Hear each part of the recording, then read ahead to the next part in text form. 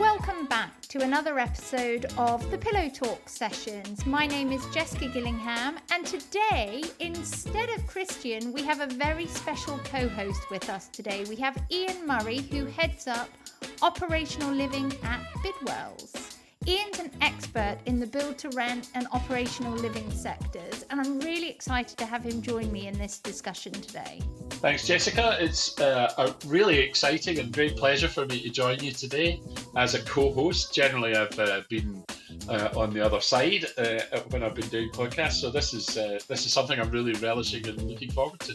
Thank you for having me. Great. It's always fun to ask the questions, I always find, rather than having to answer them. But so thank you so much for coming. And today we've got Ben Hall, who is the founder and CEO of LOFT. And Ben is really innovative in what he's been doing for the last 21 years across interior and furnishing and across the living sectors. So we're going to have a really interesting discussion around his thoughts about the sectors, and then also how furnishing has an impact on things like retention and sustainability and flexible living. Ben, welcome to Pillow Talk Sessions. It's a real pleasure to have you on the podcast. Pleasure to be here. Thanks. Hi, Ben. I'm really pleased that Ben is my inaugural guest in the first Pillow Talk podcast that I am notionally described as the host in. Given that I've done a number of podcasts in the past, it's quite interesting to be on the Jeremy Paxman side. So prepare yourself for a hard time, Ben.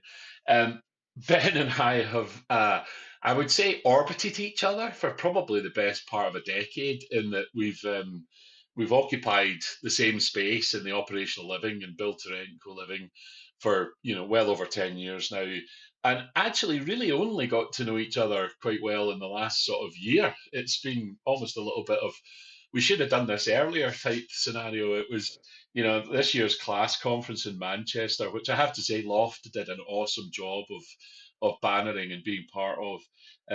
We really kind of got to know each other quite a bit more.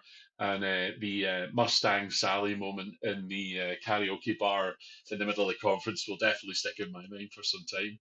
So Ben, I'm going to let you, talk about, what you've done in the past and why you're on this podcast. But for those that don't know me, I'm Iain Murray. I'm head of operational living at Bidwells. I've been in the operational living space for about 12 years. I've been in and around all of the kind of co-living, build-to-rent, single-family housing projects for quite some time. And as I said, this is the first Pillow Talk hosting session I'm doing, and Ben couldn't be a better guest. Ben, do you want to just run through who you are? Yeah, my name's Benjamin Hall. I'm the founder and owner of loft.co.uk. We are an interior design and furniture supplier to the residential property sector. I started the business in 2003 with a £15,000 student loan, with the intention to try and improve student accommodation in Manchester specifically, after spending 6 months in America studying and essentially living in a 5-star hotel. It was better than my mum and dad's house. Came back to the UK, graduated university and started a small business, just me as the first employee, and then now it's grown to a nationwide operation. We do bits and bobs in Europe as well. Over 100 employees, close to 20 million quid's worth of revenue. And it's a story that and a journey that we've been on over the last 21 years, catching the buy-to-let wave in the early 2000s, and then enduring the financial crisis, and then catching the student wave, which came off the back of that, and PBSA. And then about 10 years ago, being well positioned to sort of catch the build-to-rent wave, and then recently the single-family housing wave that we're now seeing, and co-living as well, which is becoming more and more prominent. So yeah, I've been doing it 21 years, and we've definitely seen a lot of different trends and a lot of different investor type attitudes and appetite. But we've always been, the premise of the business has always been about sort of improving the experience for the end user. Because where I went to in university, I was paying 25 quid a week, and it wasn't safe, and it was damp, and there was no double glazing, and the furniture was terrible. It was actually a health hazard. And I always thought there's got to be room in to be able to improve this. I think I was the last of the sort of young ones, student generation. Oh, I don't know. I think maybe the current cohort could do with a bit of young ones, living. It definitely is character building, Ian. Let's put it that way. Yeah, that was for sure. Anyway, the I think it's I love an entrepreneurial good news story because I mean, I applaud anybody who has the wherewithal to kind of start the business on their own and then make a success of it. And Loft are a successful business in this market and recognised as a leader. So well done. If that doesn't sound too patronising to be told that from one of your friends and peers. So we're going to kind of kick off just by talking about how what you do from the furniture and interior design side affects the experience and retention of residents. I mean, we'll just call them residents for the purpose of this discussion. But we're looking at about people who are living in their homes, whether their homes are a co-living or a student home or a build-to-rent home or a single-family home. We in the industry we like to sort of consider people living in homes that we are just curating and looking after. And furniture plays a massive part of it because it's generally all furnished. Most of it is. Some of the single-family housing stuff it might not be so much, but certainly PBSA co-living and BTR is predominantly furnished. So, what have you seen in the last 10 years when this market's really kind of matured, and how what you do has influenced the experience and retention of residents? Well, I think 10 years ago, we were still using the word tenant and we were still using the word unit, or perhaps property. We weren't using the word home and we weren't using the word resident. And I think that's probably a very good way of sort of summarizing the change in attitude towards the customer, who is the renter. The person that is paying the rent should be considered a customer and they should be treated accordingly. And I think, that was definitely a positive influence from America when multifamily or build to rent first came over here. But a lot of the stuff that we have been doing for build to rent, we were doing in the PBSA sector 10 years before build to rent, came about. So I think actually the beginning of sort of considering tenants as residents and taking a real serious sort of note about their interiors came in that buy-to-let wave in the early 2000s, where so much stock was coming onto the market that the interior design and the furnishings made just a huge difference, because there was almost too much stock coming on the market at that time, and the investors and the operators had to differentiate their property. So they started to come to us because we were offering a much more modern interior design solution, and we were also offering installation, and we were also offering accessories and all of these things that traditional retailers weren't geared up to do. Loft had sort of built a business to deliver, assemble, install furniture packages for investors, and it had never really been done before in the early 2000s. And then bringing us all the way up to today, where interior design and the tendering process and the PQQ and your track record, it plays a huge part as to whether you're going to be trusted by these corporate institutions to furnish one of their prized assets and their social and amenity spaces, which are becoming more and more and more and more hotel-esque with every year that goes by. Yeah. I think we'll come on to some of the detail about the technical sides of it, things like ESG in a bit. But from a feeling perspective, I mean, one of the things I sort of see when I'm in and around a lot of the developments that I'm involved in or I've been involved in is that, people are renting an experience. They rent a place that is, probably in reality beyond their capability of buying from a straightforward for sale perspective. And to a certain extent, I mean, they're getting, almost like the mature model of fit out that, when I was growing up, I was buying bits and pieces of furniture at various quality levels as I went through. And really only kind of now do I kind of look around my house and think, oh, I've got all the things I really want. Whereas you can go to a build to rent or a development, and you can pretty much move into an apartment that's very smart looking, and the furniture looks really great, and it's got that kind of sumptuous, quite interior designed feel about it. that makes people feel quite special. Is that the experience that you think people get? I think that renting is definitely a lifestyle choice. In the UK, I think it's it's getting more and more difficult to live in premium locations from an ownership perspective.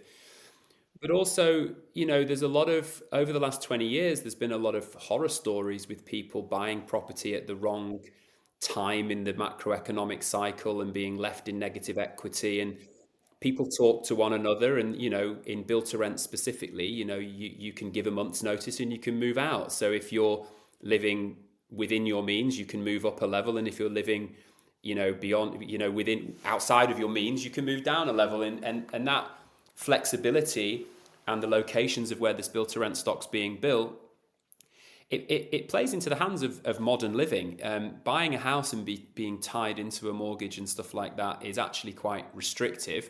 So the investors and the operators have realised that if we provide functional furniture that is comfortable and enables people to entertain and work from home and and get a good night's sleep, then the key to the successful operating is retention. So we're often asked just to make sure that we're designing spaces where you can work, rest and play all at the same time, which suits a city living lifestyle. And obviously, like, I've lived in the city centre of Manchester or the city centre of London all of my life. I often have conversations with the developers and the interior designers about whether we actually need a dining set in the living area. Do we actually need a media unit in the living area? I don't have a television at home.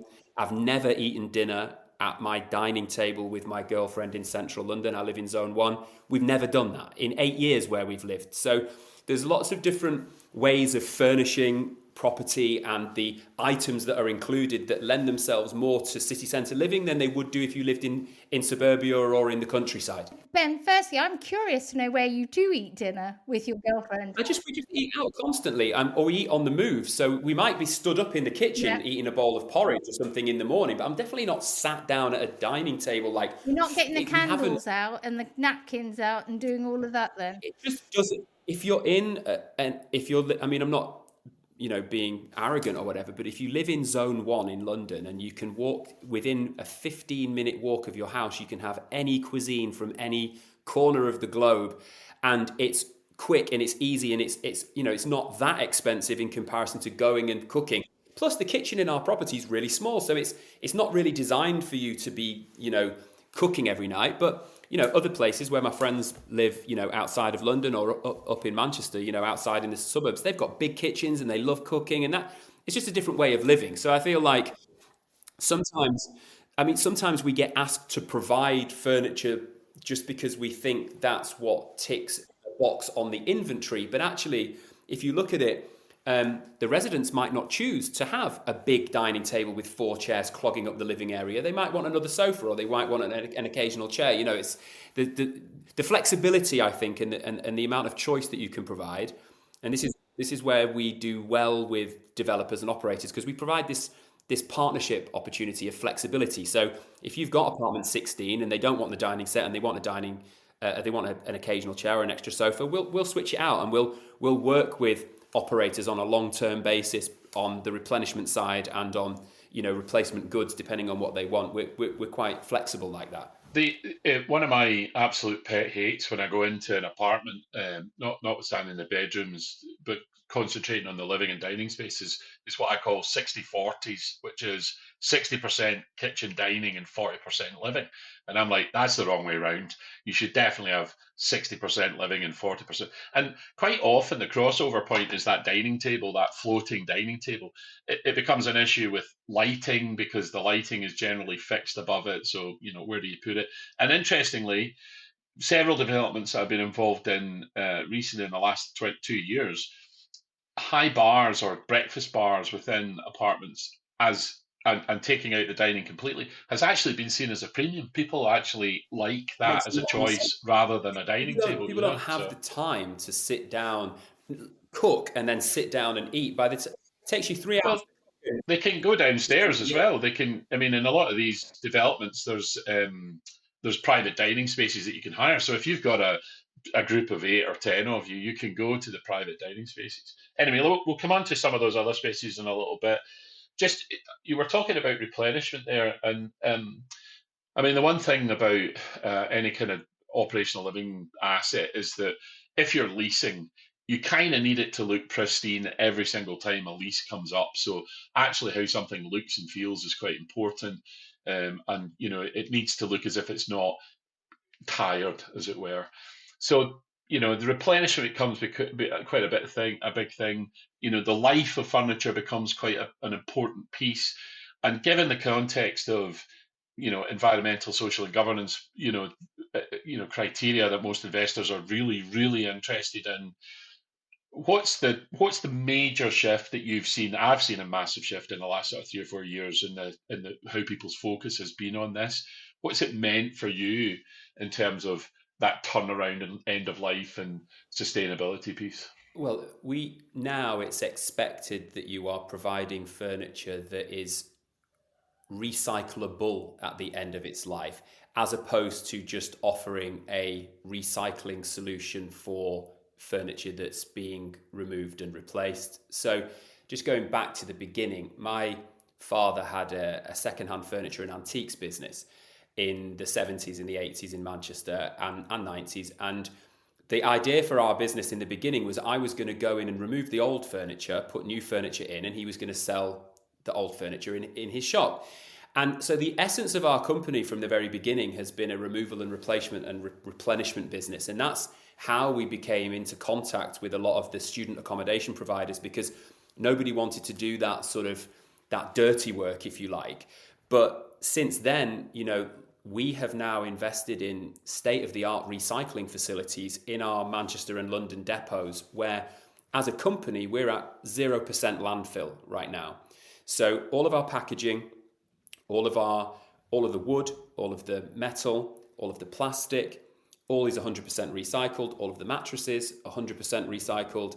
And all of our furniture that comes out that can be donated goes to social impact housing and those that need it the most. Because, I mean, the numbers for those that are living in furniture poverty in this country will just blow your mind. Bearing in mind that build to rent is 2% of the private rented sector, 97% of it is private rented, and 50% of that is social housing.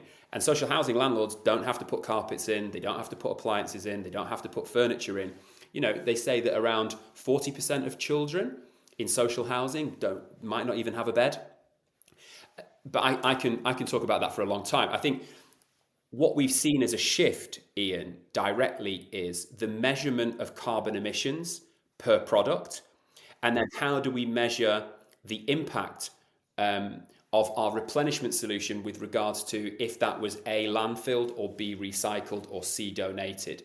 So unless you're geared up to help those that are operating and managing the living sector with a recycling solution, it's going to be very, very difficult to work with those guys, because they have to show that the circular economy with the goods that they're providing. And we've done a lot now with FSC frames. We've got factories that have got their own forests where you can track the wood going all the way through, foam, fabrics that are made from recycled sea waste. And they're not yet specified by the operator, but we often explain the benefits of using recycled materials, and then products that are designed to be recycled, so the arms can come off and you can put a new arm on rather than replacing a full sofa. Coffee tables and dining tables with removable tops, so you can change the colour from a white marble to a black marble to a walnut to an oak, but the frame itself stays rigid. We've also designed a sofa that is 100% metal frame, which then 100% of the sofa can then be recycled. And this is all stuff that we feel pretty passionate about.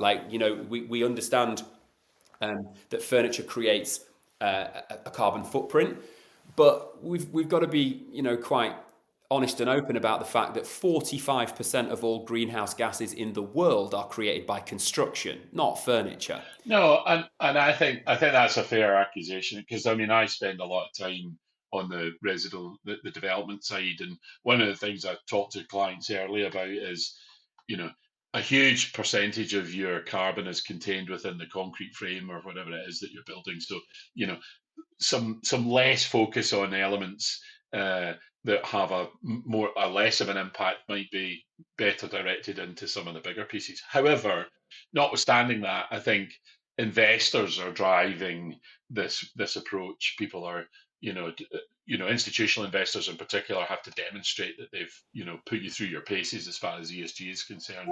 It's a big chunk of it's a big opportunity to show a reduction in carbon emissions by having a furniture company that is consciously aware of, if you buy it in a traditional way, it emits this amount of carbon, but if you buy it this way and you ship it this way, or you have it delivered this way, then you can reduce your carbon. So as a company, we can help construction companies, developers, investors to hit their ESG targets. I think long term, we're now offering digital asset tagging on furniture to help manage the asset within the property. And then you can sort of forward forecast the lifespan of the furniture. I mean, this is all brand new. And then, that furniture then might need changing through wear and tear between years 5 and 8.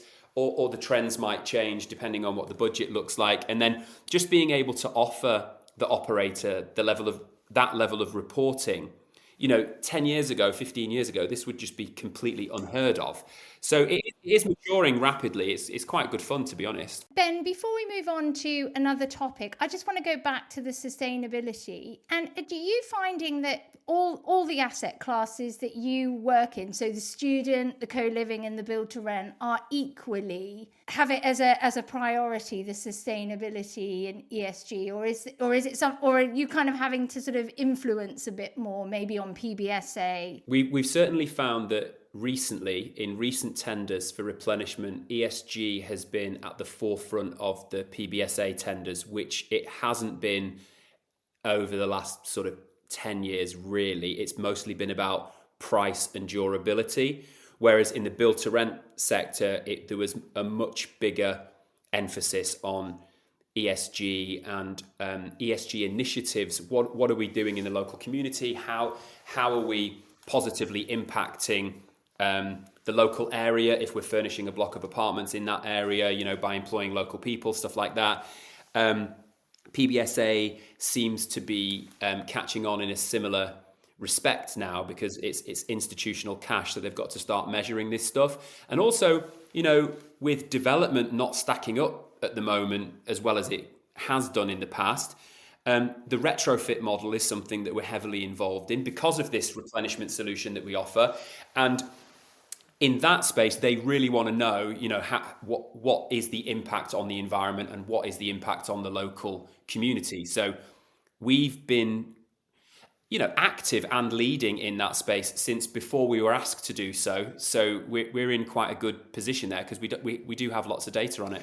And thank you, Ben. And you started this conversation saying that in 21 years, you've seen a lot of trends, and you've talked about that it's more, we're looking at residents as customers, and we're looking at the whole offering in a kind of more service orientated, hospitality almost kind of prism, in a way of looking at the environment in a much more different way than it might have been before, when we were looking at units rather than homes and that.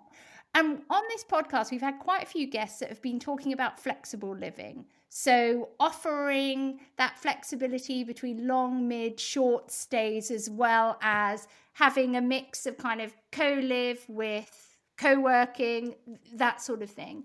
Where does the furniture and that environment fit into a flexible living model and making it work? Like, is it more complicated, do you find? I think it is more complicated, but if there is enough of a partnership between the developer operator and the furniture supplier, I can see a day when you go on holiday for a couple of weeks, or I go to China for a few weeks, sourcing Asia, and I say to the guys downstairs in facilities management, hey guys, I've got the mid-century pack in my apartment at the moment, but when I get home in 2 or 3 weeks time, I'd really like to have the industrial pack. So your apartment can then be redecorated and refurnished with a different look and feel, which then, freshens things up and keeps it, more interesting for you if that's something that you'd like. And I can actually see a day, probably in the higher end developments, where the furniture is chosen with flexibility in mind and with various different themes that you can then choose from. In the student sector, being able to design your room to your own sort of requirements is something that we're working on at the moment with Martina over at A Designer at Heart. We actually launched it at the class conference, where it's called Nest Block, where we've got a modular system that you can change within the room yourself depending on what your requirements are, and that's based upon the research that the guys over at the Property Marketing Strategists have done, where they've actually asked the kids at university, what is it that you want? Obviously, what I've said previously about changing the theme wouldn't be applicable to student, but allowing them modularity and flexibility without big wardrobes, without kitchens clogging up the space, without these huge desks that people put in when nobody works at their desk anymore, everyone's on a laptop sitting on their bed. And it's like really understanding the way that human beings are living right now, and then tailoring the interiors to the way we live, rather than an identikit sort of FF&E schedule. That picks up a kind of a mantra that I think I expressed on my podcast with Jessica a few weeks ago, and it's a mantra I've had for years now, which are two expressions. One is build four good walls, and effectively that is recognizing that there will be change within those four good walls, but your walls just need to be in the right place and in the right construction. And then the second one is the 18-hour space. So a space that has the use typology over a full day. So it may be a casual breakfasting space in the morning. It will be a work from home space during the day and into the afternoon. And then in the evening, it can become a social space. And furniture can play a massive part in that. I always give the example of a high bar. A high bar is quite a common, you can sit there in the morning and have your breakfast. You can work all day on your laptop during the day, and then at night you can sit and stand as a high bar. It can be as a social space. And I see the elimination there of the intervention of management, which is cost, but the furniture itself and the interior design actually addresses the use typology during the day. Is that a trend that you see? Interior designers are just not brought into the conversation early enough. We are constantly working post architect's drawings, and the architect's drawings are not designing the spaces for living necessarily. The M&E is always in the wrong place. The kitchen island's always too big, as you've just pointed out. A lot of stuff in the UK has got the stamp of build to rent on it, but it was a build to sell development that got sold, and a build to rent operator, or one person owned the block or one investor owned the block. So it was branded as build to rent, but it's never really truly been designed as build to rent. And I think student accommodation and co-living is a little bit different, but there's not that many build to rent schemes in the UK that have been actually designed by an interior designer for living at planning stages, at those early concept stages. And we always try and get in as early as we possibly can.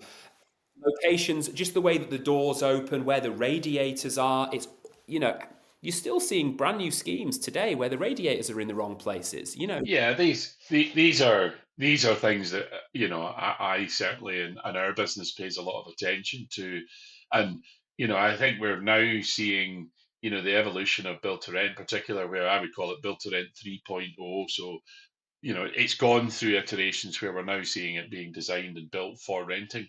But so let's just take a resident lounge space, for instance. I mean, I see. And interestingly, I've probably shifted a little bit in my thinking. And when I was in Manchester, there was is it U House built to rent development.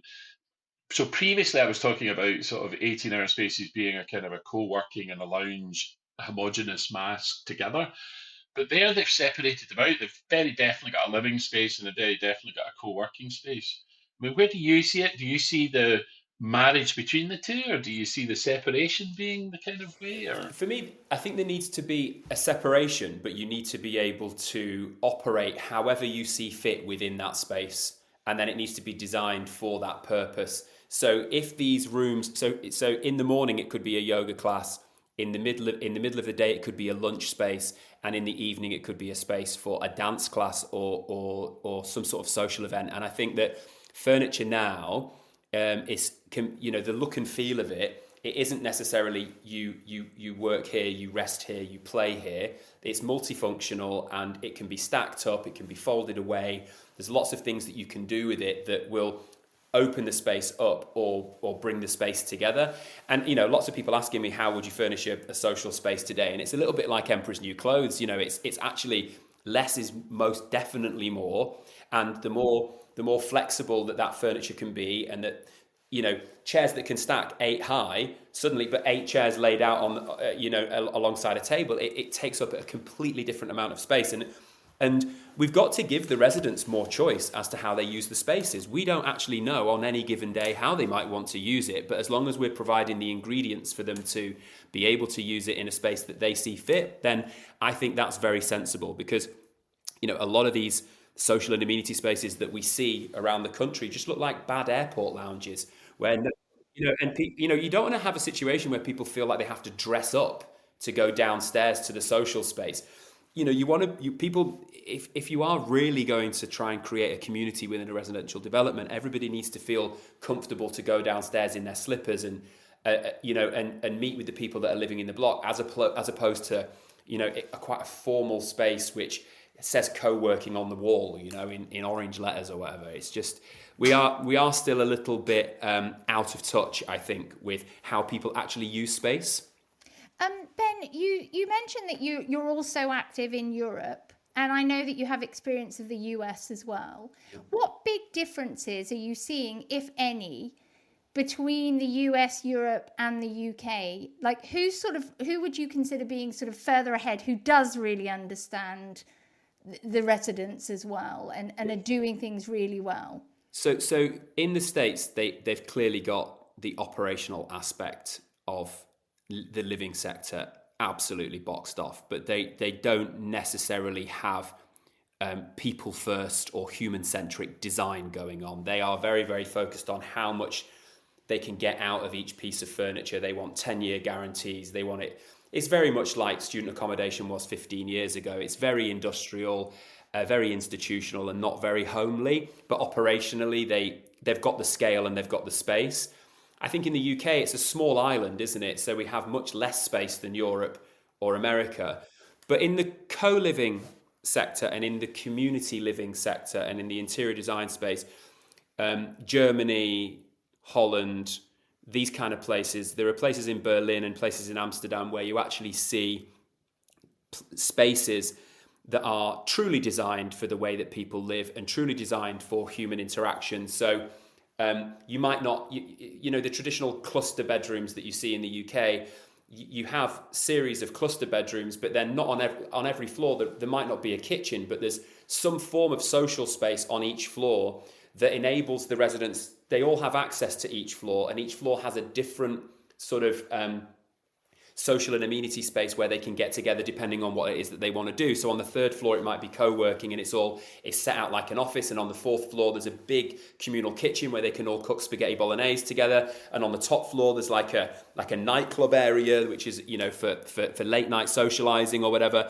And some of the stuff that I've seen in Europe is somewhere where I'd want to live myself, and somewhere where I could see myself getting involved in human interaction. Whereas in the UK, it still feels very buy-to-let, and in America, it feels very institutional. That's how I would summarize it. Yeah, I would observe that the American market is extremely mature. I mean, it really does know how to do service like no other. I think one of the things they do extremely well. I still have been into units or apartments and thought, oh my goodness, the quality of some of the build and the finishes in here is really poor. I think actually, generally the finish and the quality of projects here is higher. I think but it's probably more to do with the less mature market, and most of the market is probably still mid to upper market as opposed to the vanilla across the It board. feels So more. that's all changing. Here feels much more residential than Yeah. in America. In America, it's like it feels very institutional. You can tell it's being done for profit. It's not necessarily a human centric design. Everything feels. It's like the student furniture we were providing 10, 15 years ago, which really surprised me when I started going over there, because I thought I was going to see, the next level. But then you go further east and you go into like China and you go to Japan and you go to Hong Kong and these sort of places, and you go to co-living spaces there, and you go to residential apartment blocks there, and it's a completely different level again, like in terms of the quality and the level of customer service.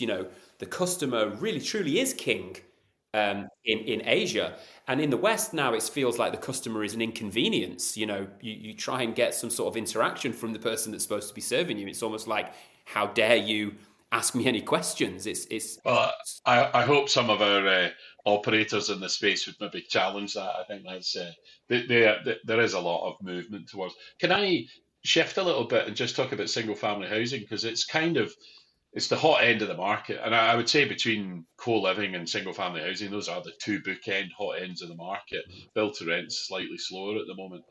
Tell us, what's the differences in single family housing? How does that differentiate for you? Because I mean, not all of it is furnished for starters, so you know. Yeah, it's about giving, again. It's that those guys are very keen on giving the resident and the end user choice. So we've done some quite fun stuff with packaged living and Allsop, where we've got like a digital ordering platform where the resident comes in and views the show apartment. They can pick the sofa or they can pick the bed if they like that, and we can have it delivered for them before they move in.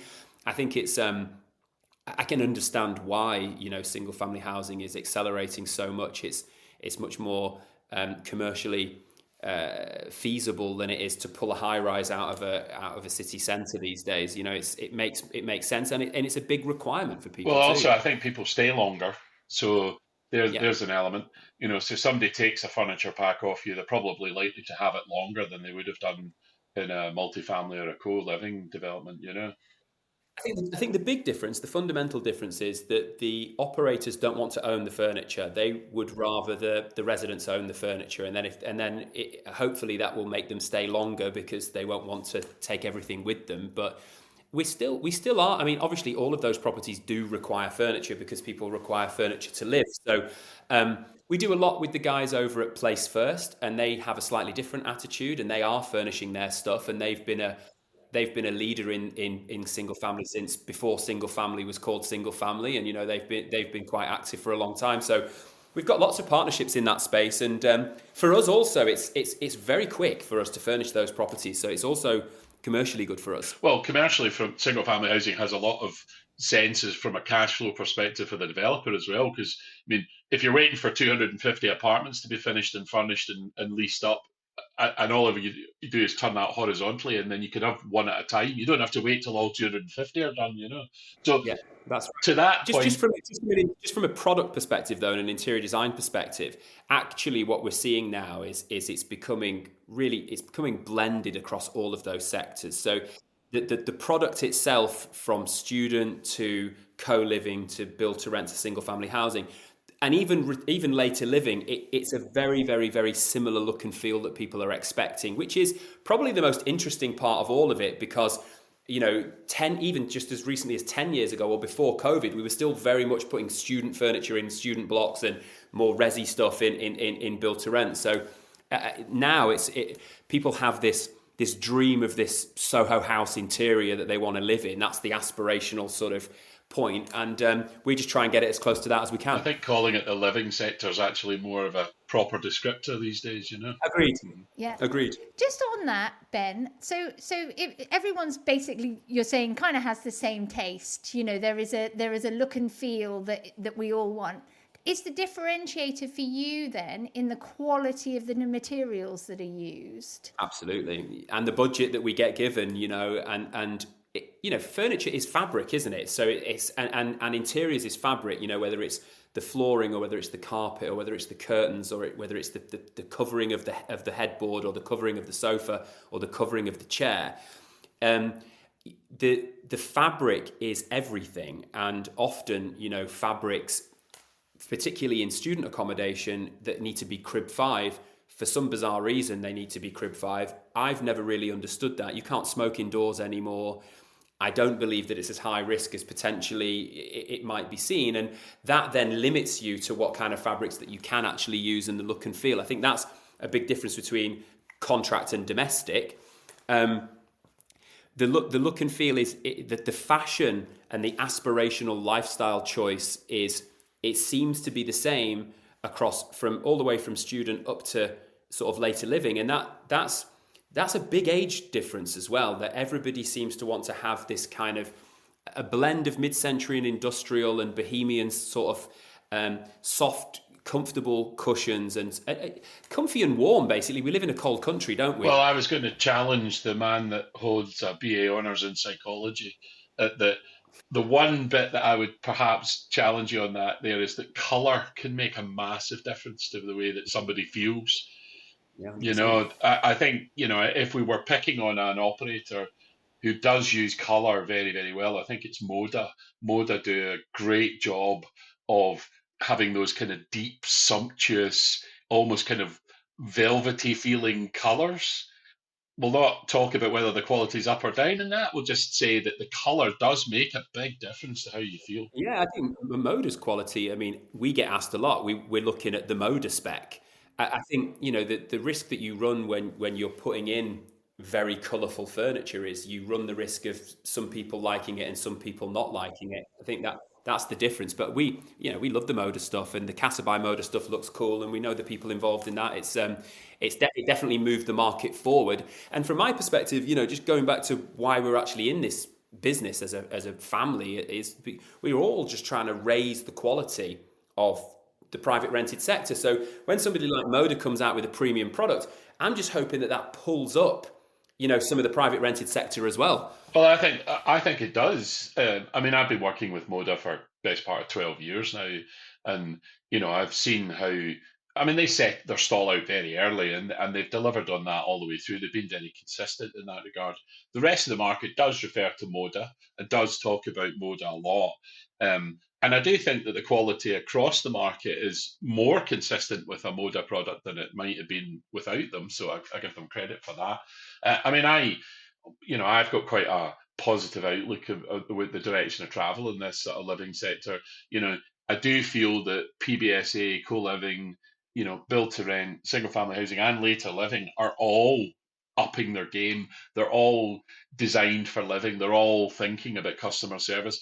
And I do honestly think that furniture plays a massive part in not just the quality and the feel and the look, but also how people experience something and what they kind of walk away from thinking, and also pride. I think people, when you're growing up in that and you're a certain age between the sort of 25 and 38-year-old cohort that we predominantly see within that sort of marketplace, then you're in a very sort of formative part of your life where you're trying to form your peer relationships, you're trying to form personal relationships, and you're trying to project yourself as being, a confident and, self-sufficient person. And I think the way where you live speaks about you, so furniture supports that. It does, and it is so important, to have the right quality mattress to make sure that sleep quality is improved, and that you've got blackout blinds so people can sleep, and you've got soundproofing, adequate soundproofing, and then you do have the ability to work, rest, and play within your home, and it is safe. But I think like furniture is like branding, like furniture is like fashion. So Moda have got that brand because of their interior design in their furniture, and there was a price that came with that. And I feel like because the various different operating brands now are trying to create this brand identity for themselves in residential property, reflecting the brand values of an operator or an investor through interior design is what we enjoy doing the most. That what is it that your brand stands for? Is it affordability and functionality, and how do you want to reflect that, or is it luxury, and how do you want to reflect that? I think one thing that's important to point out is the rents are super high. So these guys should be providing the best quality interiors that their budget will afford, because that's what the residents deserve at the rents that are being paid. The rents are as high as they've ever been, particularly in Manchester, where there's not that much difference between Manchester and London right now. Obviously in prime it's different, but I'm talking in build to rent, there's not that much difference. But it's interesting that I think today, though, is you can live in a Moda building and afford to rent there in a way that you wouldn't be able to afford to buy, which includes the furniture. You get that lifestyle that you can't afford to buy when you're 32 or whatever, but you can still experience it because you're renting it. You've got it on subscription in a way. It's not just Moda. We've done some stuff for Cortland. We've done we've done some stuff for Granger. We've done some stuff for a lot of these guys that are all super conscious of their brand and the resident experience. And it's like Moda did take it up a notch when they first came out, but I think that a lot of the other guys in the space are definitely competing. Well, and you will see. I mean, the market is already creating stratas of affordability. There are affordable products, and there are mid-market, and then there are premium products. And depending on location and quality and lifestyle and all this, but you can graphically equalize. And you mentioned it earlier, there's only 2% of the market is represented by the professional rented sector at the moment.